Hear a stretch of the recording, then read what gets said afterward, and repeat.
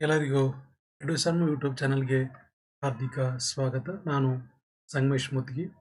ಸ್ನೇಹಿತರೆ, ಈಗ ತಾನೇ ಟಿ ಟಿ ಎಕ್ಸಾಮ್ ಮುಗಿದೋಯ್ತು. ಮತ್ತು ಇವಾಗ ಸಿ ಟಿ ಟಿ ಕೂಡ ಕಾಲಾಗಿದೆ. ನೆಕ್ಸ್ಟು ಟಿ ಟಿ ನಂತರ ಏನು ಮಾಡೋದು? ಇದು ಈಗ ತಾನೇ ಬಿ ಎಡನ್ನು ಮುಗಿಸಿರ್ತಕ್ಕಂಥ ಎಷ್ಟೋ ಸ್ಪರ್ಧಾ ಸನ್ಮಿತ್ರರಲ್ಲಿ ಕಾಡ್ತಕ್ಕಂಥ ಒಂದು ಯಕ್ಷ ಪ್ರಶ್ನೆ ಆಗಿರ್ತೈತಿ. ಈ ಕಡೆ ಜಿ ಪಿ ಟಿ ಓದೋನು, ಎಚ್ ಎಸ್ ಟಿ ಆರ್ ಓದೋನು, ಯಾವ್ದು ಓದಬೇಕು ಅಂತಕ್ಕಂಥ ಗೊಂದಲದಲ್ಲಿರ್ತಾರೆ. ಆ ಒಂದು ವಿಚಾರ ಇಟ್ಕೊಂಡು, ಯಾಕಂದರೆ ಮಾನ್ಯ ಕರ್ನಾಟಕ ಏನು ಪ್ರಾಥಮಿಕ ಶಿಕ್ಷಣ ಸಚಿವರಿದ್ದಾರೆ. ಅವ್ರು ಹೇಳಿದ್ದಾರೆ, ಜಿ ಪಿ ಟಿಯನ್ನು 10,000 ಚಿಲ್ಲರ್ ಕಾಲ್ ಮಾಡ್ತಾ ಇದ್ದೇವೆ. ಅಂದರೆ 5,000 ಚಿಲ್ಲರು, ಸ್ವಲ್ಪ 200ಕ್ಕಿಂತ ಹೆಚ್ಚಿನ ಪೋಸ್ಟ್ಗಳು ಕಲ್ಯಾಣ ಕರ್ನಾಟಕಕ್ಕೆ, ಇನ್ನು 5,000 ಕಲ್ಯಾಣ ಕರ್ನಾಟಕ ಬಿಟ್ಟು ಉಳಿದ ಜಿಲ್ಲೆಗಳಿಗೆ ಅಂತೇಳಿ. ಆದ ಕಾರಣ ಈ ಟಿ ಇ ಟಿ ಆದಂಥವ್ರು ಮಾತ್ರ ಜಿ ಪಿ ಟಿಗೆ ಎಲಿಜಿಬಲ್ ಆಗಿರ್ತಾರೆ. ಸೊ ಹಾಗಾದರೆ ಸ್ನೇಹಿತರೆ, ಜಿ ಪಿ ಟಿ 2026ರಲ್ಲಿ ಅಂದರೆ ಈ ಪದವೀಧರ ಪ್ರಾಥಮಿಕ ಶಾಲಾ ಶಿಕ್ಷಕರ ನೇಮಕಾತಿ ಏನೇನು ಒಳಗೊಂಡಿರ್ತೈತಿ ಅಂತಕ್ಕಂಥದ್ದನ್ನು ಈ ವಿಡಿಯೋದಲ್ಲಿ ನೋಡೋಣ. ಎಲ್ಲರಿಗೂ ಕೂಡ ಮತ್ತೊಮ್ಮೆ ಎಡುಸನ್ ಯೂಟ್ಯೂಬ್ ಚಾನಲ್ಗೆ ಹಾರ್ದಿಕ ಸ್ವಾಗತವನ್ನು ಹೇಳ್ತಾ, ಈ ಒಂದು ವಿಡಿಯೋದಲ್ಲಿ ಎಕ್ಸಾಮ್ ಪ್ಯಾಟರ್ನ್ ಯಾವ ಥರ ಇರುತ್ತೆ, ಆಮೇಲೆ how many question papers are there, ಆಮೇಲೆ ಯಾವೆಲ್ಲ ಎಲಿಜಿಬಿಲಿಟಿ ಕ್ರೈಟೇರಿಯಾಗಳನ್ನು ಈ ಜಿ ಪಿ ಟಿ ಒಳಗೊಂಡಿದೆ ಅಂತಕ್ಕಂಥದ್ದನ್ನು ನೋಡ್ತಾ ಹೋಗೋಣ. ಫಸ್ಟ್ ನಾವು ತಿಳ್ಕೊಳ್ಬೇಕಾಗಿರ್ತಕ್ಕಂಥದ್ದು ಏನಪ್ಪಾ ಅಂತಂದ್ರೆ, ಇಲ್ಲಿ ಜಿ ಪಿ ಟಿ ಇದು 6ರಿಂದ 8ನೇ ತರಗತಿಯ 8ನೇ ತರಗತಿವರೆಗಿನತಕ್ಕಂಥ ಬೋಧನೆ ಮಾಡ್ತಕ್ಕಂಥ ಶಿಕ್ಷಕರಿಗೆ ನೇಮಕವಾಗಿರ್ತಕ್ಕಂಥ ಒಂದು ಇದು. ಸೊ ಇಲ್ಲಿ ಒಂದು ಸೆಕೆಂಡ್. ಇನ್ನ ಇಲ್ಲಿ ಮುಖ್ಯವಾಗಿ ನಾವು ಫಸ್ಟ್ ತಿಳ್ಕೊಳ್ಬೇಕಾಗಿರ್ತಕ್ಕಂಥ ಒಂದು ವಿಚಾರ ಏನಂತಂದ್ರೆ, ಈ ಜಿ ಪಿ ಟಿ ಅಂತಕ್ಕಂಥದ್ದು 6ರಿಂದ 8ನೇ ತರಗತಿ. ಇದಕ್ಕೆ ಯಾವೆಲ್ಲ ಅರ್ಹತೆಗಳು ಬೇಕು? ಸೊ ಮೊದಲ ಈ ಜಿ ಪಿ ಟಿಯನ್ನು ಬರೆಯಕ್ಕೆ ಹೋಗ್ಬೇಕಾಗಿತ್ತಂದ್ರೆ ಕಡ್ಡಾಯವಾಗಿ ನಾವು ಟಿ ಇ ಟಿಯನ್ನ ಪಾಸ್ ಮಾಡ್ಕೊಂಡಿರಲೇಬೇಕು. ನಮಗೆಲ್ಲ ಗೊತ್ತಿರೋ ಹಾಗೆ ಜನರಲ್ದವರು 80 ಅಂಕಗಳನ್ನು ತೆಗೆದುಕೊಂಡಿರಬೇಕು. ಇನ್ನು ಎಸ್ ಸಿ ಎಸ್ ಟಿ ಮತ್ತು ಪ್ರವರ್ಗ 1ರವರು 83, ಅಂದರೆ ಅವರು 55% ಏನು ಟಿ ಇ ಟಿನ ಅರ್ಹತೆ ಗಳಿಸಿರ್ಬೇಕು. ಅಥವಾ ಟಿ ಇ ಟಿ ಆಗಿರ್ಬೋದು, ಅಥವಾ ಸಿ ಟಿ ಇ ಟಿ ಇವೆರಡರಲ್ಲಿ ಯಾವುದಾದ್ರೂ ಒಂದನ್ನು ಕೂಡ ಇಲ್ಲಿ ಪಾಸ್ ಮಾಡ್ಕೊಂಡ್ರೆ ಕೂಡ ಈ ಜಿ ಪಿ ಟಿಗೆ, ಅಂದರೆ ಕರ್ನಾಟಕದಲ್ಲಿ ಬರೀತಕ್ಕಂಥ ಜಿ ಪಿ ಟಿ ಬರೆಯೋಕೆ ನಾವು ಎಲಿಜಿಬಲ್ ಆಗಿರ್ತೇವೆ. ಇನ್ನು ಇಲ್ಲಿ ಯಾವ್ಯಾವ ಪರೀಕ್ಷೆಗಳು ಇರ್ತವೆ? ಒಟ್ಟಾರೆಯಾಗಿ ಜಿ ಪಿ ಟಿಗೆ 3 ರೀತಿಯ ಪರೀಕ್ಷೆಗಳು ಒಳಗೊಂಡಿರ್ತೈತಿ. ಒಂದು ಸಾಮಾನ್ಯ ಪತ್ರಿಕೆ, ಅದು 150 ಅಂಕಗಳು OMR ಅಂದ್ರೆ MCQ ಇರುತ್ತೆ. ಇನ್ನು ಎರಡನೇ ಪತ್ರಿಕೆ 50+100 ಅಂದ್ರೆ 50 ಮಾರ್ಕ್ಸ್ ಏನಾಗಿರ್ತೈತಿ, ಅದು MCQ ಅಂದ್ರೆ ಡ್ಯೂ ಟು ನಿಮ್ಮ ಸಬ್ಜೆಕ್ಟಿಗೆ, ನೀವು ಯಾವ್ದು ಸೈನ್ಸರ್ ಆಗಿರ್ತಾರೋ ಆರ್ಟ್ಸರ್ ಆಗಿರ್ತಾರೋ ಆ ಸಬ್ಜೆಕ್ಟಿಗೆ ಅನುಗುಣವಾಗಿರ್ತೈತಿ. 100 ಮಾರ್ಕ್ಸ್ ಡಿಸ್ಕ್ರಿಪ್ಟಿವ್ ಆಗಿರ್ತೈತಿ. ಇನ್ನು 3ನೇ ಪೇಪರ್ ಏನಾಗಿರ್ತೈತಪ್ಪ ಅಂತಂದ್ರೆ ಭಾಷಾ ಸಾಮರ್ಥ್ಯದ ಪತ್ರಿಕೆ, ಅದು ಕೂಡ ಬರೀಲೇಬೇಕು, ಅಲ್ಲಿ MCQ ಇರೋದಿಲ್ಲ. ಆ 3ನೇ ಪತ್ರಿಕೆಯಲ್ಲಿ ಕಡ್ಡಾಯವಾಗಿ 50 ಅಂಕಗಳನ್ನು ನಾವಿಲ್ಲಿ ಗಳಿಸಲೇಬೇಕು. ಸೊ ಈ ಟಿ ಇ ಟಿಯನ್ನು ಬರಿಬೇಕಂತ ಸಂದರ್ಭದಲ್ಲಿ ಯಾವೆಲ್ಲ ಶೈಕ್ಷಣಿಕ ಅರ್ಹತೆಗಳನ್ನ ನಾವು ಪಡ್ಕೊಂಡಿರ್ಬೇಕು ಅಂತಕ್ಕಂಥದ್ದನ್ನು ಮೊದಲು ನೋಡ್ಕೊಂಡು ಹೋಗ್ಬಿಡೋಣ.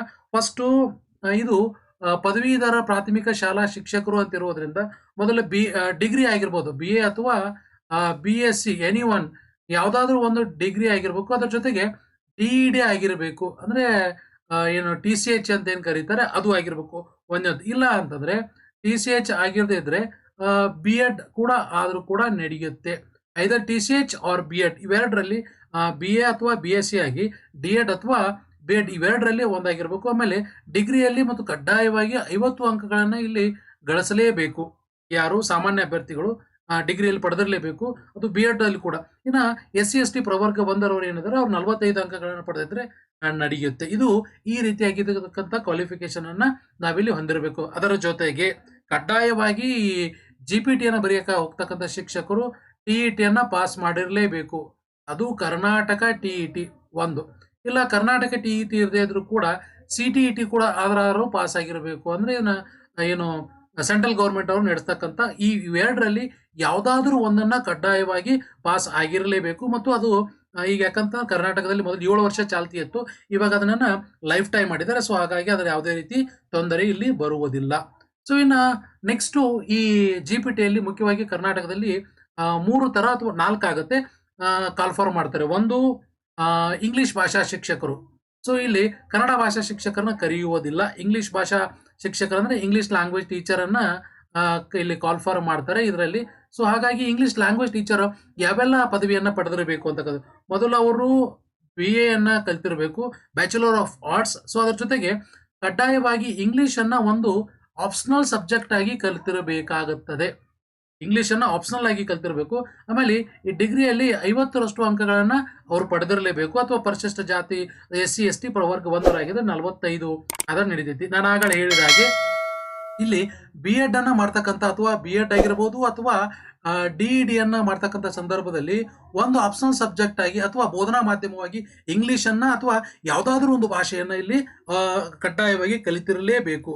ಅಂದ್ರೆ ಯಾವುದಾದ್ರೂ ಭಾಷೆ ಅನ್ನೋದಕ್ಕಿಂತ ಇಂಗ್ಲಿಷ್ ಟೀಚರ್ ಆಗ್ತಕ್ಕಂಥವ್ರು ಇಂಗ್ಲಿಷನ್ನ ಇಲ್ಲಿ ಅವರು ಕಲ್ತಿರಲೇಬೇಕು. ಇದು ಎರಡರ ಜೊತೆಗೆ ಕಡ್ಡಾಯವಾಗಿ ಅವರಿಗೆ ಕೂಡ ಟಿ ಇರುತ್ತೆ. ಇದು ಕಂಪಲ್ಸರಿ ಆಗಿರ್ತೈತಿ. ಸೊ ಇನ್ನು ಎರಡನೇ ವಿಷಯ ಶಿಕ್ಷಕರು ಅಂತಂದ್ರೆ mathematics teacher R science teacher. ನಾನು ಆಗ ಹೇಳಿದ ಹಾಗೆ ಗಣಿತ ಶಿಕ್ಷಕ ಮತ್ತು ವಿಜ್ಞಾನ ಶಿಕ್ಷಕ ಇವೆರಡರನ್ನ ಕರೀತಾರೆ. ಇವೆರಡರಲ್ಲಿ ನಾವು ಅಪ್ಲಿಕೇಶನ್ ಹಾಕ್ಬೇಕಂದ್ರೆ BSc ಅಥವಾ BED ಅಥವಾ B.Ed ಅಥವಾ DED ಇವೆರಡರಲ್ಲಿ ಯಾವುದಾದ್ರೂ ಒಂದನ್ನ ಪಾಸ್ ಆಗಿರಬೇಕು. BSc B.Ed ಅಥವಾ BA-D.Ed BSc D.Ed. ಅದರ ಜೊತೆಗೆ ಇನ್ನು ಡಿಗ್ರಿಯಲ್ಲಿ ಇಲ್ಲಿ 50 ಅಂಕಗಳನ್ನ ಪಡೆದಿರಲೇಬೇಕು ಸಾಮಾನ್ಯದವರು. ಇನ್ನು ಜನರಲ್ದವರಾಗಿತ್ತಂತಂದ್ರೆ ಆಮೇಲೆ ಇನ್ನೊಂದು ಬಹಳ ಮುಖ್ಯವಾಗಿ ಸೈನ್ಸ್ ವಿಚಾರವನ್ನು ನೋಡಿದಾಗ ಎಂಜಿನಿಯರಿಂಗ್ದವರು ಕೂಡ ಇದನ್ನ ಹಾಕ್ಲಿಕ್ಕೆ ಅವರು ಕೂಡ ಅರ್ಹತೆಯನ್ನು ಗಳಿಸಿರ್ತಾರೆ. ಸೊ ಎಂಜಿನಿಯರಿಂಗ್ ಮುಗಿಸಿ ಅವರು B.Ed ಮಾಡಿ ಅಥವಾ D.Ed ಆಗಿತ್ತಂತಂದ್ರೆ ಈ GPTಗೆ ಎಲಿಜಿಬಲ್ ಇದ್ದಾರೆ. ಆದರೆ ವಾಸ್ತುಶಿಲ್ಪ ಪದವೀಧರರಿಗೆ ಬರೋದಿಲ್ಲ. ಅಂದ್ರೆ ಈ ಏನು ಆರ್ಕಿಟೆಕ್ಟ್ ಇರ್ತಾರಲ್ಲ ಅವ್ರಿಗೆ ಬರೋದಿಲ್ಲ. ಬಟ್ ಕಡ್ಡಾಯವಾಗಿ 3 ರಿಂದ 4 ಸೆಮೆಸ್ಟರ್ ಒಳಗೆ ಗಣಿತ ಒಂದು ವಿಷಯವನ್ನ ಅವರ ಎಂಜಿನಿಯರಿಂಗ್ ದಲ್ಲಿ ಕಲ್ತಿರಲೇಬೇಕು. BSc ಆಗಿರ್ಬೋದು ಅಥವಾ ಆಮೇಲೆ ಇಲ್ಲಿ BSc ಅಂದ್ರೆ ಈ ಗಣಿತ ಶಿಕ್ಷಕ ಮತ್ತು ವಿಜ್ಞಾನ ಶಿಕ್ಷಕ ಅಪ್ಲಿಕೇಶನ್ ಆಗ್ತಕ್ಕಂಥ ಸಂದರ್ಭದಲ್ಲಿ ಕಡ್ಡಾಯವಾಗಿ ಅವರು ಯಾವುದಾದ್ರೂ 3 ವಿಷಯಗಳನ್ನ ಐಚ್ಛಿಕವಾಗಿ ಕಲ್ತಿರಬೇಕು. ಅಂದ್ರೆ PCM ಆಗಿರ್ಬೋದು, ಫಿಸಿಕ್ಸ್ ಕೆಮಿಸ್ಟ್ರಿ ಮ್ಯಾಥಮೆಟಿಕ್ಸ್ ಆಗಿರ್ಬೋದು, ಅಥವಾ ಫಿಸಿಕ್ಸ್ ಕೆಮಿಸ್ಟ್ರಿ ಕಂಪ್ಯೂಟರ್ ಸೈನ್ಸ್ ಆಗಿರ್ಬೋದು, ಅಥವಾ ಫಿಸಿಕ್ಸ್ ಕೆಮಿಸ್ಟ್ರಿ ಸ್ಟಾಟಿಸ್ಟಿಕ್ಸ್ ಆಗಿರ್ಬೋದು, ಫಿಸಿಕ್ಸ್ ಕೆಮಿಸ್ಟ್ರಿ ಎಲೆಕ್ಟ್ರಾನಿಕ್ಸ್ ಇಲ್ಲಿ ಕೊಟ್ಟಿದ್ದಾರೆ ನೋಡಿ.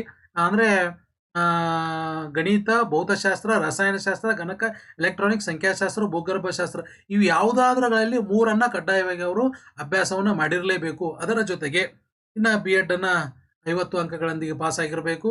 ಅಥವಾ ಗಣಿತ ವಿಷಯವನ್ನ ಅಂದ್ರೆ ಎಂಜಿನಿಯರಿಂಗ್ದವ್ರಿಗೆ ಕೂಡ ಅದರಲ್ಲಿ ಈ ರೀತಿಯಾಗಿ ಅದರ ಜೊತೆಗೆ ಗಣಿತ ಇವು ಯಾವ್ದಾದ್ರು ಮೇಲೆ ಇದಲ್ಲ ಅದರಲ್ಲಿ ಒಂದು ಬೋಧನಾ ಮಾಧ್ಯಮವಾಗಿ B.Ed ಅಲ್ಲಿ ಸಬ್ಜೆಕ್ಟ್ ಅನ್ನ B.Ed ಅಥವಾ D.Ed ದಲ್ಲಿ ಕಲ್ತಿರಬೇಕು. ಇದು ಗಣಿತ ಶಿಕ್ಷಕರಿಗೆ. ಇನ್ನ ವಿಜ್ಞಾನ ಶಿಕ್ಷಕರಾಗ್ತಕ್ಕಂಥ ಶಿಕ್ಷಕರು ಏನ್ ಮಾಡ್ಬೇಕಪ್ಪ ಅಂತಂದ್ರೆ ಅವರು BSc B.Ed ಅನ್ನ ಪದವಿಯನ್ನ ಪಡೆದಿರಬೇಕು ಅಥವಾ BSc D.Ed ಅನ್ನ ಪದವಿಯನ್ನ ಪಡೆದರೂ ಕೂಡ ನಡೆಯುತ್ತೆ. ಈ BSc B.Ed ಅಥವಾ BSc D.Ed ಜೊತೆಗೆ ಇಲ್ಲಿ ಕಡ್ಡಾಯವಾಗಿ ಅವ್ರು ಯಾವ ವಿಷಯಗಳನ್ನ ಕಲ್ತಿದ್ದವ್ರು ಬರ್ತೈತೆ ಅಂತಂದ್ರೆ ರಸಾಯನಶಾಸ್ತ್ರ, ಸಸ್ಯಶಾಸ್ತ್ರ, ಪ್ರಾಣಿಶಾಸ್ತ್ರ, ರೇಷ್ಮೆ ಕೃಷಿ, ಪರಿಸರ ವಿಜ್ಞಾನ, ತಳಿಶಾಸ್ತ್ರ ಮತ್ತು ಜೈವಿಕ ವಿಜ್ಞಾನ, ಜೀವಶಾಸ್ತ್ರ. ನಾವೇನ್ ಮಾಡಿರ್ತೇವೆ ನಮ್ಗೆ ಇಷ್ಟವಾದತಕ್ಕಂಥ ಒಂದಿಷ್ಟು ಸಬ್ಜೆಕ್ಟ್ ಕಲ್ತು ಬಿಟ್ಟಿರ್ತೇವೆ. ಬಟ್ ಅಪ್ಲಿಕೇಶನ್ ಆಗ್ತಕ್ಕಂಥ ಸಂದರ್ಭದಲ್ಲಿ ನಾವೇನಾದ್ರು ನೋಟಿಫಿಕೇಶನ್ ನೋಡದೆ ಇದ್ರೆ ನಾವು ಅದರಿಂದ ವಂಚಿತರಾಗ್ತೇವೆ. ಸೊ ಹಾಗಾಗಿ ಇದನ್ನ ನಾನಿಲ್ಲಿ ನಿಮ್ಗಳಿಗೆ ಹೇಳ್ತಾ ಇದ್ದೀನಿ. ಹಾಗಾಗಿ ಈ ವಿಷಯಗಳಲ್ಲಿ ಯಾವುದಾದರೂ 2 ವಿಷಯಗಳನ್ನ ಆಪ್ಷನಲ್ ಆಗಿ ಕಲ್ತಿರಬೇಕು 3 ವರ್ಷ. ಯಾವುದು ರಸಾಯನಶಾಸ್ತ್ರ ಅಂದ್ರೆ ಕೆಮಿಸ್ಟ್ರಿ, ಬಾಟ್ನಿ, ಜುವಾಲಜಿ ಅಥವಾ ಸಿರಿಕಲ್ಚರ್ ಆಗಿರ್ಬೋದು, ಎನ್ವಿರಾನ್ಮೆಂಟಲ್ ಸೈನ್ಸ್ ಆಗಿರ್ಬೋದು, ಜೆನೆಟಿಕ್ಸ್ ಆಗಿರ್ಬೋದು, ಇವುಗಳಲ್ಲಿ ಯಾವುದಾದ್ರೂ 2 ವಿಷಯಗಳನ್ನ 3 ವರ್ಷ ಅಂದ್ರೆ ಡಿಗ್ರಿಯಲ್ಲಿ ಕಲ್ತಿರಬೇಕು. ಅದ್ರ ಜೊತೆಗೆ ಪದವಿಯಲ್ಲಿ 50 ಅಂಕಗಳಿರ್ಬೋದು SC ST ಅವರಿಗೆ. ಅದರ ಜೊತೆಗೆ ಈ ಏನಿದಾವಲ್ಲ ಈ ಸಬ್ಜೆಕ್ಟ್ಗಳಲ್ಲಿ ಯಾವುದಾದರೂ 3 ವಿಷಯಗಳ ಪೈಕಿ ಒಂದು ವಿಷಯದಲ್ಲಿ ಬೋಧನಾ ಮಾಧ್ಯಮವಾಗಿ ಅಂದ್ರೆ ಈ ಮೆಥಡಾಲಜಿ ಆಗಿ ನಾವು ಅವನನ್ನ B.Ed ಅಥವಾ D.Ed ದಲ್ಲಿ ಕಲ್ತಿರಲೇಬೇಕು. ಇನ್ನ ಸಮಾಜ ವಿಜ್ಞಾನ ಶಿಕ್ಷಕರು ಇದು ಬಹಳ ಮುಖ್ಯವಾಗಿರ್ತಕ್ಕಂಥದ್ದು. ಒಂದಿಷ್ಟು ಅಂಶಗಳು ನಿಮ್ಗೆ ಗೊತ್ತಿರ್ತೈತಿ. BA D.Ed okay. ಇನ್ನ BA BED ಅಥವಾ BA B.Ed ಅಥವಾ BA D.Ed ಇವುಗಳನ್ನ ಕಲಿತು ಇಲ್ಲಿ ಕೂಡ ಕಡ್ಡಾಯವಾಗಿ 50% ಮತ್ತು 45% SC ST ಮತ್ತು ಪ್ರವರ್ಗ 1 ಇರ್ತೈತಿ. ಆದರೆ ಡಿಗ್ರಿಯಲ್ಲಿ ಇಲ್ಲಿ ಒಂದಿಷ್ಟು ಜನ ನಾವೇನ್ ಮಾಡಿರ್ತೀವಿ ಈಗ ವಿಷಯಗಳನ್ನ ಕಲಿಬೇಕಂತ ಸಂದರ್ಭದಲ್ಲಿ ಯಾವ್ಯಾವ ಸಬ್ಜೆಕ್ಟ್ಗಳನ್ನ ತಗೊಂಡ್ ಬಿಟ್ಟಿರ್ತೀವಿ. ಸೊ ಒಂದಿಷ್ಟು ಮಂದಿಗೆ ನಾವಿಲ್ಲಿ ಇಲ್ಲ ಅಂತ ವಂಚಿತರಾಗಿ ಬಿಡ್ತೀವಿ. ಸೊ ಹಾಗಾಗಿ ದಯವಿಟ್ಟು ಆರ್ಟ್ಸ್ ವಿದ್ಯಾರ್ಥಿಗಳು ಇದನ್ನ ತಾವುಗಳು ತಿಳ್ಕೊಳ್ಳೇಬೇಕಾಗಿರ್ತಕ್ಕಂಥದ್ದು. ಒಂದು ಈ ಏನು ಇತಿಹಾಸ, ಅರ್ಥಶಾಸ್ತ್ರ, ಭೂಗೋಳಶಾಸ್ತ್ರ, ರಾಜ್ಯಶಾಸ್ತ್ರ, ಸಮಾಜಶಾಸ್ತ್ರ ಇವುಗಳ ಪೈಕಿ 2 ವಿಷಯಗಳನ್ನ ಐಚ್ಛಿಕ ಅಭ್ಯಾಸಗಳನ್ನ ಕಡ್ಡಾಯವಾಗಿ ಮಾಡಿರಲೇಬೇಕು. ಒಂದು ಇದು ಆಗಿರಬಹುದು ಒಂದು. ಅಥವಾ ಪದವಿಯಲ್ಲಿ ಸಮಾಜ ವಿಷಯಗಳಾದ ಇತಿಹಾಸ, ಅರ್ಥಶಾಸ್ತ್ರ, ಭೂಗೋಳಶಾಸ್ತ್ರ, ರಾಜ್ಯಶಾಸ್ತ್ರ, ಸಮಾಜಶಾಸ್ತ್ರಗಳ ಪೈಕಿ ಒಂದು ವಿಷಯವನ್ನ ಐಚ್ಛಿಕವಾಗಿ 3 ವರ್ಷಗಳ ಅಂದ್ರೆ ಡಿಗ್ರಿಯಲ್ಲಿ ಇವುಗಳ ಒಂದು ಕಲ್ತಿರಬೇಕು. ಅಥವಾ ಎನಿ ಒನ್ ಲ್ಯಾಂಗ್ವೇಜ್ ಕಲಿತರು ಕೂಡ ಬರುತ್ತೆ. ನಾನೊಂದು ಕಾಂಬಿನೇಷನ್ ಹೇಳ್ಬಿಡ್ತೀನಿ. ಇಲ್ಲಿ ಕೆಲವೊಬ್ರು ಏನ್ ಮಾಡಿರ್ತೇವೆ ನಾವು ಡಿಗ್ರಿಯಲ್ಲಿ ಕನ್ನಡ, ಇಂಗ್ಲಿಷ್, ಓಕೆ, ಅಥವಾ ಸೋಷಿಯಾಲಜಿ ಈ ಕಾಂಬಿನೇಷನ್ ಇರ್ತೈತಿ. ಸೊ ಈ ಕಲ್ತಾಗ ಸರ್ ಇಲ್ಲಿ ನಾವು ಮತ್ತೆ ಇಲ್ಲಿ ಸಮಾಜ 2 ವಿಷಯಗಳಂತ ಇರ್ತೈತಿ. ಹಾಗಾಗಿ ಎಷ್ಟೋ ಜನ ನಾವು ಇಲ್ಲಿ ವಂಚಿತರಾಗಿಬಿಡ್ತೀವಿ. ಕನ್ನಡ, ಇಂಗ್ಲೀಷ್, ಸೋಷಿಯಾಲಜಿ ಕಲ್ತಿರ್ತಕ್ಕಂಥ ಎಷ್ಟೋ ವಿದ್ಯಾರ್ಥಿಗಳು ಈ ಟಿ ಯಾವುದು GPT ಬರಲ್ಲ ಅಂತೇಳಿ ಅಪ್ಲಿಕೇಶನ್ ಹಾಕೋದನ್ನ ಬಿಟ್ಬಿಡ್ತಾರೆ. ದಯವಿಟ್ಟು ಹಾಗೆ ಮಾಡ್ಲಿಕ್ಕೆ ಹೋಗ್ಬೇಡ್ರಿ. You are also eligible. ಯಾಕಂತಂದ್ರೆ ಏನಿದಾವಲ್ಲ ಇತಿಹಾಸ, ಅರ್ಥಶಾಸ್ತ್ರ, ಭೂಗೋಳಶಾಸ್ತ್ರ, ರಾಜ್ಯಶಾಸ್ತ್ರ, ಸಮಾಜಶಾಸ್ತ್ರ ಇವುಗಳಲ್ಲಿ ಒಂದು. ಅದರ ಜೊತೆಗೆ ಯಾವ್ದಾದ್ರು ಒಂದು ಭಾಷೆಯನ್ನ ನೀವು ಕನ್ನಡ ಆಗಿರ್ಬೋದು. ಈಗ ನಾವೇನ್ ಮಾಡಿರ್ತೀವಿ ಆಪ್ಷನಲ್ ಆಗಿ ಕನ್ನಡ ತಗೊಂಡಿರ್ತೀವಿ, ನೆಕ್ಸ್ಟ್ ಒಂದು ಸೋಷಿಯಾಲಜಿ ತಗೊಂಡಿರ್ತೀವಿ, ಇಲ್ಲ ಸೈಕಾಲಜಿ ಕಲ್ತಿರ್ತೇವೆ. ಈ ರೀತಿ ವಿಷಯಗಳು ಏನಾದರೂ ಆದಂತಂದ್ರೆ, ಯಾಕಂದ್ರೆ ಒಂದು ಕನ್ನಡ ಇದೆ, ಒಂದು ಏನು 5 ವಿಷಯಗಳಿದ್ದಾವಲ್ಲ ಇತಿಹಾಸ, ಅರ್ಥಶಾಸ್ತ್ರ, ಭೂಗೋಳಶಾಸ್ತ್ರ, ರಾಜ್ಯಶಾಸ್ತ್ರ, ಸಮಾಜಶಾಸ್ತ್ರ ಇವುಗಳ ಪೈಕಿ ಒಂದಿರುತ್ತೆ. ಸೊ ಹಾಗಾಗಿ ನೀವು ಕೂಡ ಇಲ್ಲಿ ಎಲಿಜಿಬಲ್ ಇದೀರಾ. ಒಂದು ಭಾಷೆ, ಒಂದು ಯಾವ್ದಾದ್ರು 5 ವಿಷಯಗಳಲ್ಲಿ ಒಂದು ವಿಷಯ ಕಲ್ತಿದ್ರೆ ನೀವು ಕೂಡ ಈ GPT ಹಾಕಾಕ ಎಲಿಜಿಬಲ್ ಇದ್ದೀರಾ. ದಯವಿಟ್ಟು ಆರ್ಟ್ಸ್ ವಿದ್ಯಾರ್ಥಿಗಳು ಇದನ್ನ ಗಣನೆಗೆ ತೆಗೆದುಕೊಳ್ಬೇಕು. ಯಾಕಂತಂದ್ರೆ ನಾವೇನ್ ಮಾಡಿರ್ತೀವಿ, ಈ ಆಪ್ಷನಲ್ ಇಂಗ್ಲಿಷ್ ಕಲ್ತಿರ್ತೇವೆ ಡಿಗ್ರಿಯಲ್ಲಿ, ಆಪ್ಷನಲ್ ಇಂಗ್ಲಿಷ್, ಮ್ಯೂಸಿಕ್, ಒಂದೊಂದು ಹಿಸ್ಟ್ರಿ ಏನೋ ಕಲ್ತಿರ್ತೇವೆ. ನಮ್ದು ಹಿಸ್ಟ್ರಿ ಸಬ್ಜೆಕ್ಟ್ ನಾವು ಇಂಗ್ಲಿಷ್ ಟೀಚರ್ ಮಾತ್ರ ಇಲ್ಲ, ನಾವು ಇಲ್ಲಿ ಆ ರೀತಿ ಕಲ್ತಿರ್ತಕ್ಕಂಥ ಏನು ಪದವಿಯಲ್ಲಿ ಈ ತರ ಸಬ್ಜೆಕ್ಟ್ ಗಳನ್ನು ತೆಗೆದುಕೊಂಡಿರ್ತಕ್ಕಂಥವ್ರು ಇಂಗ್ಲಿಷ್ ಟೀಚರ್ ಆಗಿ ಬರ್ತೀರಾ. ಸಮಾಜ ವಿಜ್ಞಾನ ಶಿಕ್ಷಕರಾಗಿ ಕೂಡ ನೀವು ಏನು ಅರ್ಹತೆ ಇರುತ್ತೆ. ದಯವಿಟ್ಟು ಅಂತವರು ಇದನ್ನ ಗಮನ ಬಿಟ್ಟು ಕೇಳ್ಕೊಂಡು ಅಪ್ಲಿಕೇಶನ್ ಅನ್ನು ಹಾಕಬೇಕು. ಅದರ ಜೊತೆಗೆ ಯಾಕಂತ ನೀವು ಇಂಗ್ಲಿಷ್ ಕಲ್ತಿದ್ರೆ ಇಂಗ್ಲಿಷ್ ಅಲ್ಲಿ ಮೆಥಡಾಲಜಿಯನ್ನು ಕಲ್ತಿರ್ತೀರಾ, ಸಮಾಜ ಶಾಸ್ತ್ರವನ್ನು ಕಡ್ಡಾಯ ಕೊಟ್ಟಿರ್ತಾರೆ. ಸೊ ಹಾಗಾಗಿ ಸಮಾಜ ವಿಜ್ಞಾನದವರು ಈ ಒಂದು ವಿಚಾರವನ್ನು ತಾವು ಗಮನದಲ್ಲಿ ಇಟ್ಟುಕೊಂಡಿರಬೇಕು. ಇನ್ನ ಇದನ್ನ ಅಪ್ಲಿಕೇಶನ್ ಹಾಕ್ಬೇಕಾದ್ರೆ ಸಾಮಾನ್ಯ ವರ್ಗದವರು ಅಂದ್ರೆ GM ದವರು 42 ವರ್ಷ ಇದ್ರೆ ಬರುತ್ತೆ. ಇನ್ನ ಏನು ಕಾಸ್ಟ್ ಇದಾವಲ್ಲ 2A 2B 3A 3B ಅವ್ರು 45. ಇನ್ನ SC ST ಮತ್ತು ಪ್ರವರ್ಗ ಬಂದದವರಿಗೆ 47 ವರ್ಷ ತನಕ ಇದ್ದಂಥವ್ರು ಕೂಡ ಅಪ್ಲಿಕೇಶನ್ ಹಾಕಬಹುದು. ಇನ್ನು ಮುಖ್ಯವಾಗಿ ತಿಳ್ಕೊಳ್ಬೇಕಾಗಿರ್ತಕ್ಕಂಥದ್ದು ಏನಪ್ಪಾ ಅಂತಂದ್ರೆ ಯಾವ ರೀತಿ ಈ ಪೇಪರ್ ಅನ್ನ ಸೆಟ್ ಮಾಡ್ತಾರೆ, ಯಾವ ರೀತಿ ಇದನ್ನ ನಮ್ಮ TET ನಾನು ಒಂದು 90 ತಗೊಂಡೆ, 105 ತಗೊಂಡೆ, 120, 150 ಎಷ್ಟು 150 ತಗೊಳ್ಬಹುದು ಒಬ್ಬೊಬ್ರು. ಸೊ ಆ ರೀತಿ ತಗೊಂಡಾಗ ಎಷ್ಟು ಅಂಕಗಳು ಅಂತಂದಾಗ ಒಂದೇದ್ದು ನೋಡ್ರಿ, ಈ ಯಾರಪ್ಪ ಅಂತಂದ್ರೆ BA BEd ಅಥವಾ BA BEd ಅಥವಾ BA DED ಆಗಿರ್ಬೋದು, NE1 ಓಕೆ, BA DED, ನಾನು ಇದನ್ನ DED ಅಂತ ಬರಿತಾ ಇದ್ದೀನಿ, ಅಥವಾ BSc BEd ಅಥವಾ BSc DED. ಸೊ ಈ ರೀತಿಯಾಗಿರ್ತಕ್ಕಂಥ ವಿಷಯಗಳನ್ನ ನಾವೇನಾದ್ರು ಕಲ್ತಿದ್ದೇವು ಅಂತಂದ್ರೆ ಅವಾಗ ಯಾವೆಲ್ಲ ಸಬ್ಜೆಕ್ಟ್ಗಳು ನಮಗೆ ಗಣನೆಗೆ ಬರ್ತಾವ ಅಂತಂದಾಗ ಸೊ ಇಲ್ಲಿ ಸ್ಪರ್ಧಾತ್ಮಕ ಪರೀಕ್ಷೆಯಲ್ಲಿ ಪಡೆದಿರ್ತಕ್ಕಂಥದ್ದು 50. ಏನು ಇಲ್ಲಿ ನಾನು ಪರೀಕ್ಷೆಗಳು ಯಾವ ತರ ಇರ್ತೈತೆ ಅಂತ ಹೇಳ್ಬಿಡ್ತೀನಿ. ಸೊ ಫಸ್ಟ್ ಇದನ್ನ ಮೆರಿಟ್ ಬೇಸ್ ನೋಡೋಣ. ಅಂದ್ರೆ ಏನು TET ಎಕ್ಸಾಮ್ TET ಆದ ಮೇಲೆ CET ಎಕ್ಸಾಮ್ ಮಾಡ್ತಾರಲ್ಲ, ಆ CET ಯಲ್ಲಿ ಗಳಿಸಿರ್ತಕ್ಕಂಥ 50 ಅಂಕಗಳನ್ನ ಗಣನೆಗೆ ತೆಗೆದುಕೊಳ್ತಾರೆ. ಓಕೆ, 50% ಅದು ಇರುತ್ತೆ. TET ಯಲ್ಲಿ ಪಡೆದಿರ್ತಕ್ಕಂಥದ್ದು 20%. ಓಕೆ, TET ಯಲ್ಲಿ 20% ಹಿಡಿತಾರೆ. ಆಮೇಲೆ ನಾವು ಡಿಗ್ರಿಯಲ್ಲಿ ಪಡೆದಿರ್ತಕ್ಕಂಥ 20% ಅಂಕಗಳನ್ನ, ಅದು BA ಆಗಿರ್ಬೋದು, BSc ಆಗಿರ್ಬೋದು, ಅಥವಾ ಎಂಜಿನಿಯರಿಂಗ್ ದವ್ರು ಇದ್ರೆ ಎಂಜಿನಿಯರಿಂಗ್ ಇವುಗಳು. ಇನ್ನ ಏನು ನಾವು DEd ಅಥವಾ BEd ದಲ್ಲಿ ಅಂತ ಗಳಿಸಿರ್ತೇವಲ್ಲ ಆ ಅಂಕಗಳನ್ನ 10% ಈ ರೀತಿಯಾಗಿ 100% ಮಾರ್ಕ್ಸ್ಗಳನ್ನ ಕೊನೆಗೆ ಕ್ಯಾಲ್ಕುಲೇಟ್ ಮಾಡ್ತಾರೆ. ಓಕೆ, ಅಂದ್ರೆ ಫಸ್ಟ್ CET ಯಲ್ಲಿ ಪಡೆದಿರ್ತಕ್ಕಂಥ 50 ಅಂಕಗಳು, ಡಿಗ್ರಿಯಲ್ಲಿ 20 ಅಂಕಗಳು, TET 20 ಅಂಕಗಳು, ಇನ್ನ BEd ಅಥವಾ DEd 10% ಹಿಡಿತಾರೆ. ಈ ರೀತಿ ಕ್ಯಾಲ್ಕುಲೇಷನ್ ಮಾಡಿ ಕೊನೆಗೆ ನಮ್ಮ ಮೆರಿಟ್ ಲಿಸ್ಟ್ ಅನ್ನ ಬಿಡ್ತಾರೆ. ನಾವು ಅದನ್ನು ತಿಳ್ಕೊಳ್ಬೇಕು. ಸಪೋಸ್ ನಾವು 4 ವರ್ಷದ BEd ಮಾಡಿದ್ರೆ, ಹೌದಾ, 4 ವರ್ಷದ BEd ಈಗ ತಾನೇ ಬರ್ತಾ ಇದೆ.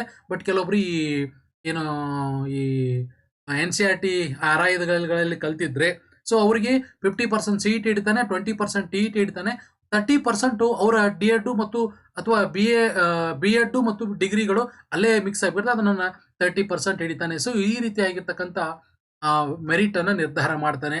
ಇನ್ನ ಯಾರಿಗೆಲ್ಲ ಎಷ್ಟು ಪರ್ಸೆಂಟೇಜ್ ಬರ್ತೈತಿ ಇದನ್ನ ಬಹಳ ಮುಖ್ಯವಾಗಿ ತಿಳ್ಕೊಳ್ಬೇಕು. ಯಾಕಂತಂದ್ರೆ ಕೆಲವೊಂದಿಷ್ಟು ನಾವು ಈ PDP ಇರ್ತೈತಿ, ಗ್ರಾಮೀಣ ನಮ್ದು ಇರ್ತೈತಿ, ಹೊಲ್ಬಿಡಂತ ಬಿಟ್ಬಿಟ್ಟಿರ್ತೀವಿ, ಅದನ್ನ ಯಾರು ಬಿಡಲ್ಲ. ಆದ್ರೂ ಕೂಡ 10% ಮಾಜಿ ಸೈನಿಕರಿಗಿದ್ರೆ, ಅಂಗವಿಕಲರಿಗೆ ಅಂದ್ರೆ PH 5% ಇದೆ, PDP ಅವರಿಗೆ 5% ಇದೆ, ಗ್ರಾಮೀಣ ವಿದ್ಯಾರ್ಥಿಗಳಿಗೆ 25%, ಕನ್ನಡ ಮಾಧ್ಯಮ 5%, ಮಹಿಳಾ ಅಭ್ಯರ್ಥಿಗಳಿಗೆ 50% ಅದ, ಆಮೇಲೆ ತೃತೀಯ ಲಿಂಗದವರಿಗೆ 1% ಇರುತ್ತೆ. ಇನ್ನ ಯಾವೆಲ್ಲ ವಿಷಯಗಳನ್ನ ಇಲ್ಲಿ ಇರ್ತೈತಿ, ನಾನು ಹೇಳಿದ ಹಾಗೆ ಒಟ್ಟ ಇಲ್ಲಿ 3 ಪತ್ರಿಕೆಗಳು ಇರ್ತವೆ.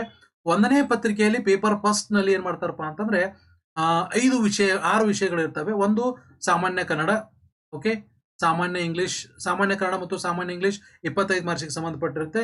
ಇನ್ನು 25 ಮಾರ್ಕ್ಸ್‌ಗಳು ಸಾಮಾನ್ಯ ಜ್ಞಾನ ಮತ್ತು ಪ್ರಚಲಿತ ಘಟನೆಗಳು ಕರೆಂಟ್ ಅಫೇರ್ಸ್‌ಗಳಿಗೆ ಸಂಬಂಧಪಟ್ಟಿರ್ತಕ್ಕಂಥ 25 ಮಾರ್ಕ್ಸ್ ಇರ್ತೈತಿ. First Kannada 25, English 25, current affairs 25 ಇರ್ತೈತಿ. ಇನ್ನು ನಾವು ಕಲ್ತಿರ್ತಕ್ಕಂತಹ ಶೈಕ್ಷಣಿಕ ಮನೋವಿಜ್ಞಾನ ಮತ್ತು ವಿಕಾಸ, ಅದರ ಜೊತೆಗೆ ಬೋಧನಾ ಮಾಧ್ಯಮ ಸೇರಿಸಿ ಇದು 50 ಅಂಕಗಳಿರುತ್ತೆ. ಈ ಪೇಪರ್ ಪೂರ್ತಿ OM MCQನಲ್ಲಿ ಇರುತ್ತೆ. ನಿಮಗೆಲ್ಲ ಗೊತ್ತದೆ MCQ, ಅದ್ರ ಬಗ್ಗೆ ನಾನೇನು ಹೇಳಕ್ ಹೋಗಲ್ಲ. MCQನಲ್ಲಿ 50 ಸೈಕಾಲಜಿ ಪ್ಲಸ್ ಮೆಥಡಾಲಜಿ ಅದರೊಳಗೆ ಸೇರಿರ್ತೈತಿ. ಇನ್ನು ಮೌಲ್ಯ ಶಿಕ್ಷಣ 15 ಮಾರ್ಕ್ಸಿಂದ ಇರ್ತೈತಿ. ಮೌಲ್ಯ ಶಿಕ್ಷಣ ಮತ್ತು ಆರೋಗ್ಯ ಶಿಕ್ಷಣ, ಗಣಕಯಂತ್ರ ಪ್ರಬುದ್ಧತೆ ಅಂದ್ರೆ ನಮ್ಗೇನು ಕಂಪ್ಯೂಟರ್ ಇರ್ತೈತಲ್ಲ 10 ಮಾರ್ಕ್ಸ್. ಒಟ್ಟಾರೆಯಾಗಿ ಈ 150 ಅಂಕಗಳಿರ್ತೈತಿ. ಇದು ಬಹಳ ಮುಖ್ಯವಾಗಿರ್ತಕ್ಕಂಥದ್ದು. 150ಕ್ಕೆ ನಾವು ಎಷ್ಟು ಹೆಚ್ಚಿಗೆ ತಗೋತೇವೆ ನಮ್ಮ ರ್ಯಾಂಕಿಂಗ್ ಏರ್ತಾ ಹೋಗುತ್ತೆ. ಸೊ ಈ 6 ವಿಷಯಗಳಲ್ಲಿ 6 ವಿಷಯವನ್ನು ಕೂಡ ನಾವು ಕಡ್ಡಾಯವಾಗಿ ಓದಲೇಬೇಕು. ಇನ್ನು ನೆಕ್ಸ್ಟ್ 2 ಪೇಪರ್ಸ್ ಯಾವ ಅಂತಂದ್ರೆ, ಸೊ ನಾನು ಈಗ ಆಲ್ರೆಡಿ ಹೇಳಿದ ಹಾಗೆ ಒಂದು ಇದು ಕೂಡ 150, ಎರಡನೇ ಪೇಪರು ಕೂಡ 150 ಮಾರ್ಕ್ಸಿಂದ ಸಂಬಂಧಪಟ್ಟಿರ್ತೈತಿ. ಫಸ್ಟ್ 50 ಮಾರ್ಕ್ಸು ನಮ್ಮ ಕನ್ಸರ್ನ್ ಸಬ್ಜೆಕ್ಟಿಗೆ ಸಂಬಂಧಪಟ್ಟಿರ್ತಕ್ಕಂಥ MCQ ಇರುತ್ತೆ. 50 ಮಾರ್ಕ್ಸ್ ಇದು MCQ ಇರುತ್ತೆ. ಯಾಕೆ ಇದು MCQ ಏನಪ್ಪ ಅಂತಂದ್ರೆ, ಸಪೋಸ್ ನಾವು ಆರ್ಟ್ಸ್ನವನ ಇದ್ದೀನಿ, ಹೌದಾ, ನಾನು ಸಮಾಜ ವಿಜ್ಞಾನ ಶಿಕ್ಷಕರಿಗೆ ಬರಿತಾ ಇದ್ದೀನಿ ಅಂತಂದ್ರೆ ಅಲ್ಲಿ 50 ಮಾರ್ಕ್ಸು ಸಮಾಜ ವಿಜ್ಞಾನಕ್ಕೆ ಸಂಬಂಧಪಟ್ಟಿದ್ದಿರುತ್ತೆ. ಇಲ್ಲಪ್ಪ ನಾನು ಇಂಗ್ಲಿಷ್ ಟೀಚರ್ಗೆ ಹಾಕಿದ್ದೀನಿ ಅಂದ್ರೆ ಭಾಷೆ ಇಂಗ್ಲಿಷಿಗೆ, ಸೊ ಅವಾಗ ನನ್ನ 50 ಮಾರ್ಕ್ಸ್ಗಳು ಈ MCQ 50 ಮಾರ್ಕ್ಸಿಗೆ ಸಂಬಂಧಪಟ್ಟಿದ್ದಿರುತ್ತೆ. ಇಲ್ಲ ನಾನು ವಿಜ್ಞಾನ ಶಿಕ್ಷಕ ಅಂತಂದ್ರೆ ಅದಕ್ಕೆ ಸಂಬಂಧಪಟ್ಟಿದ್ದ 50 ಮಾರ್ಕ್ಸು MCQ ಇರುತ್ತೆ. ಇನ್ನು ರಿಮೈನಿಂಗ್ 100 ಮಾರ್ಕ್ಸ್, ಈಗ 50 ಆಯ್ತು, ರಿಮೈನಿಂಗ್ 100 ಮಾರ್ಕ್ಸ್ ಐತಲ್ಲ ಇದು ರಿಟರ್ನ್ ಎಕ್ಸಾಮ್ ಇರುತ್ತೆ, ಅಂದ್ರೆ ಬರವಣಿಗೆಯನ್ನ ಒಳಗೊಂಡಿರ್ತಕ್ಕಂಥದ್ದು. ಈ ಎಕ್ಸಾಮು 100 ಅಂಕಗಳಿಗೆ ನಾವು ಬರೀಬೇಕಾಗತ್ತೆ. ಸೊ ಇದನ್ನ ಬಹಳ ಮುಖ್ಯವಾಗಿ ನಾವು ಯಾಕಂತಂದ್ರೆ ಇಲ್ಲಿ ಇನ್ನೊಂದು ತಿಳ್ಕೊಳ್ಬೇಕಾಗಿರ್ತಕ್ಕಂಥದ್ದು, ಈ ಪತ್ರಿಕೆ 2 ಪೇಪರ್ ಐತಲ್ಲ ಕಡ್ಡಾಯವಾಗಿ 45 ಮಾರ್ಕ್ಸ್ ಬೀಳಲೇಬೇಕು. ನಾನು ಫಸ್ಟ್ ಟೈಮ್ ಬರೆದಾಗ 45 ಬಿದ್ದಿದ್ದಿಲ್ಲ, ಸೊ ಹಾಗಾಗಿ ನಾನು ಎಲಿಜಿಬಲ್ ಆಗಲಿಲ್ಲ. ಸೊ ಹಾಗಾಗಿ ಅಂದ್ರೆ ಈ 45 ಬಿದ್ದು ಅಂತಂದ್ರೆ ನಾವು ಎಲಿಜಿಬಲ್ ಆಗ್ತೀವಿ, ಇದಕ್ಕಂದ್ರೆ ಆಗೋದಿಲ್ಲ. ಸೊ ಇದಕ್ಕೆ 45% ಅಷ್ಟು 150ಕ್ಕೆ 45% ಅಂಕಗಳು ಬರಲೇಬೇಕು, ಬರೆದಿದ್ರೆ ಎಲಿಜಿಬಲ್ ಆಗಲ್ಲ. ನೀವು 44 ಬಿದ್ರು ಕೂಡ 44.5 ಬಿದ್ರು ಕೂಡ ಎಲಿಜಿಬಲ್ ಆಗಲ್ಲ. ಸೊ ಯಾಕಂತಂದ್ರೆ ಇವ್ಯಾಲ್ಯುವೇಟ್ ಮಾಡ್ತಕ್ಕಂಥವ್ರಿಗೆ ನಮ್ಮ ಪೇಪರ್ ಸರಿ ಅನಿಸ್ಬೇಕಾಗತ್ತೆ. ಸೊ ಹಾಗಾಗಿ ಈ 100 ಅಂಕದ ಪೇಪರ್ ಬಹಳ ನಮ್ಮನ್ನ ಇದು ಮಾಡಿಬಿಡ್ತೈತಿ. ಸೊ ಹಾಗಾಗಿ ಅದನ್ನ ದಯವಿಟ್ಟು ಕಡ್ಡಾಯವಾಗಿ ತಾವು ಗಮನದಲ್ಲಿ ಇಟ್ಕೊಂಡು ಓದಬೇಕಾಗತ್ತೆ. ಇನ್ನು ಪತ್ರಿಕೆ 3 ಬಂದ್ಬಿಟ್ರೆ ಭಾಷಾ ಸಾಮರ್ಥ್ಯದ ಪರೀಕ್ಷೆ ಆಗಿರ್ತೈತಿ. ಇದು ಎಲ್ಲರಿಗೂ ಕೂಡ ಕಡ್ಡಾಯ. ಯಾರಿಗೆ ಅಂತಂದ್ರೆ ಇಂಗ್ಲಿಷ್ ಲ್ಯಾಂಗ್ವೇಜ್ ಟೀಚರ್ನ ಹೊರತುಪಡಿಸಿ, ಯಾಕಂದ್ರೆ ಭಾಷೆ ಅವ್ರಿಗೆ ಗೊತ್ತಿರುತ್ತೆ. ಸೊ ಹಾಗಾಗಿ ಅವ್ರಿಗೆ ಸಂಬಂಧ ಇಲ್ಲ. ಇವ್ರು ಈ ಪೇಪರ್ನ ಯಾರು ಬರೀಬೇಕಪ್ಪ ಅಂತಂದ್ರೆ ಗಣಿತ ಮತ್ತು ವಿಜ್ಞಾನ ಹಾಗೂ ಸಮಾಜ ವಿಜ್ಞಾನ ಶಿಕ್ಷಕರುಗಳಿಗೆ ಮಾತ್ರ, ಇದು ಲ್ಯಾಂಗ್ವೇಜ್ ಟೀಚರಿಗೆ ಬರೋದಿಲ್ಲ. ಸೊ ಇದು ಏನೇನಿರ್ತೈತೆ ಬಹಳ ಸಿಂಪಲ್ ಆಗಿರ್ತಕ್ಕಂಥ, ನಾವೇನೀಗ 1 to 10th ಕನ್ನಡವನ್ನ ಕಲ್ತಿರ್ತೇವಲ್ಲ ಆ ಪತ್ರಿಕೆ ಆಗಿರ್ತೈತಿ. ಅದು ವಿವರಣಾತ್ಮಕವಾಗಿ ಬರೀತಕ್ಕಂಥ ಒಂದು ಪತ್ರಿಕೆ ಆಗಿರ್ತೈತಿ. ಸೊ ಹಾಗಾಗಿ ನೀವು ಅದನ್ನ ನೋಡ್ಕೊಳ್ಬೇಕು. ಇದು 100 ಮಾರ್ಕ್ಸ್ ಇರ್ತೈತಿ, ಬಟ್ ಇಲ್ಲಿ ಕಡ್ಡಾಯವಾಗಿ 50 ಮಾರ್ಕ್ಸ್ಗಳನ್ನ ತೆಗೆದುಕೊಳ್ಳಲೇಬೇಕು. ಓಕೆ, ಸೊ 50 ಮಾರ್ಕ್ಸ್ಗಳನ್ನ ಇಲ್ಲಿ ತೆಗೆದುಕೊಳ್ಳಬೇಕು. ಈ ರೀತಿಯಾಗಿ ಎಕ್ಸಾಮ್ ಪ್ಯಾಟರ್ನ್ ಇರುತ್ತೆ. ಸೊ ಇಲ್ಲಿ ತನಕ ಈ ವಿಡಿಯೋ ನೋಡಿದ್ದಕ್ಕೆ ಎಲ್ಲರಿಗೂ ಧನ್ಯವಾದಗಳು. ಮುಗಿಸೋಕ್ಕಿಂತ ನನ್ನ ಮುಂದಿನ ವಿಡಿಯೋದಲ್ಲಿ ಇದರ ಸಂಪೂರ್ಣವಾಗಿರ್ತಕ್ಕಂಥ ಸಿಲೆಬಸ್ ಯಾವ ರೀತಿ ಅದ ಮತ್ತು ಯಾವ ಪುಸ್ತಕಗಳನ್ನ ಓದಬೇಕು ಅಂತಕ್ಕಂಥ ವಿಚಾರಗಳನ್ನ ನಾನು ನನ್ನ ಮುಂದಿನ ವಿಡಿಯೋದಲ್ಲಿ ತಿಳಿಸ್ಕೊಡ್ತೀನಿ ಅಂತ ಹೇಳ್ತಾ, ಸೊ ನಿಮ್ಗೇನಾದ್ರು ಈ ವಿಡಿಯೋ ಇಷ್ಟ ಆಯ್ತಂದ್ರೆ ಲೈಕ್ ಮಾಡಿ, ಶೇರ್ ಮಾಡಿ, ಸಬ್ಸ್ಕ್ರೈಬ್ ಮಾಡ್ರಿ ಅಂತ ಹೇಳ್ತಾ, ಈ ಎಡು ಸನ್ಮು ಯೂಟ್ಯೂಬ್ ಚಾನಲ್ನ ಸಬ್ಸ್ಕ್ರೈಬ್ ಮಾಡ್ರಿ ಅಂತ ಹೇಳ್ತಾ ಇಲ್ಲಿಗೆ ವಿಡಿಯೋ ಮುಗಿಸ್ತಾ ಇದ್ದೀನಿ. ಧನ್ಯವಾದಗಳು.